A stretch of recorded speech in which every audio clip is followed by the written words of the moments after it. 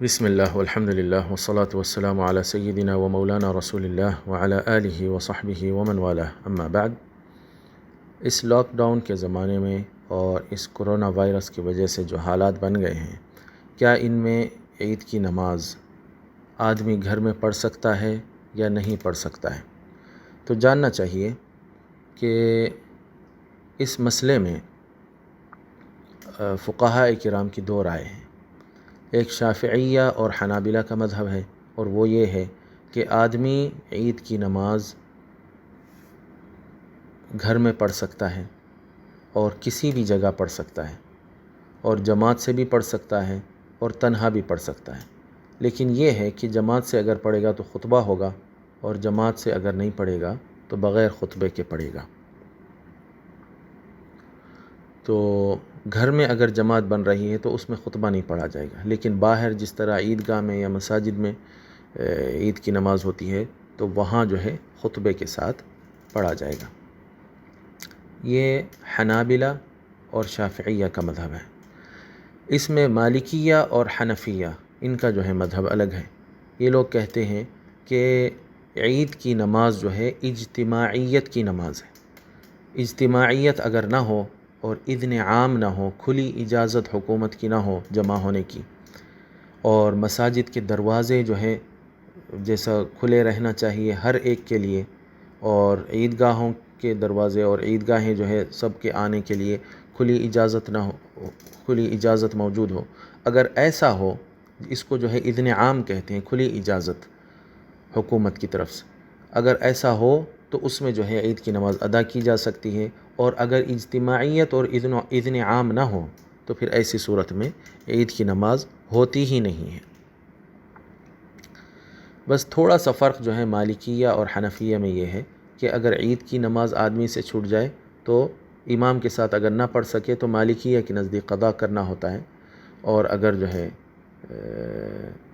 اور احناف کے نزدیک جو ہے عید کی نماز کی کوئی قضا نہیں ہے، اگر وہ چھوٹ گئی تو بس اس کے بدلے جو ہے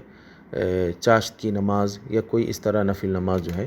وہ پڑھ لے سکتا ہے، لیکن عید کی نماز صرف اجتماعیت کے ساتھ اور اذن عام کے ساتھ ہی ادا ہو سکتی ہے۔ اب یہ جن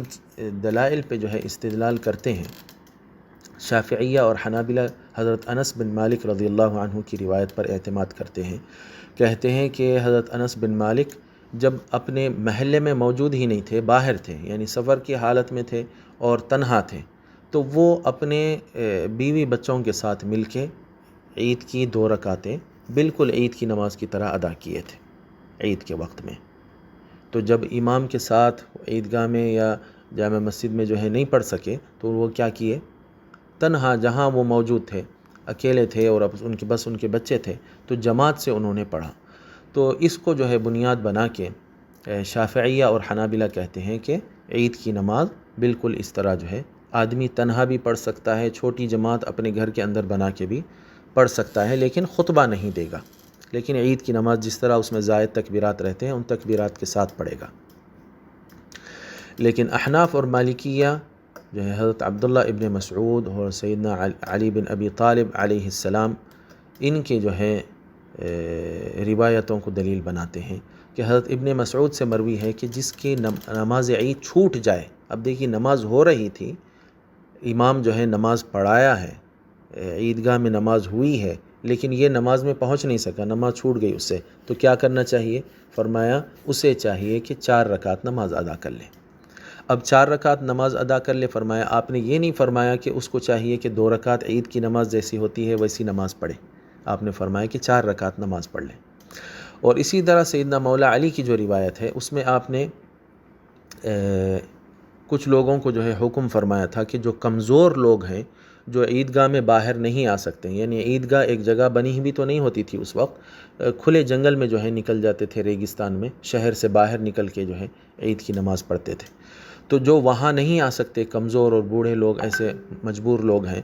تو ان کو لے کے مسجد کے اندر جو ہے 4 رکعت نماز ادا کر لیں۔ تو مسجد کے اندر 4 رکعت نماز ادا کرنے کا آپ نے حکم فرمایا، اور یہ نہیں فرمایا کہ تم لوگ جو ہے اپنی جگہ تم کمزور نہیں آ سکتے ہو تو اپنی مسجد میں یا اپنے گھر میں جو ہے تم اپنی نماز جو ہے ادا کر لو،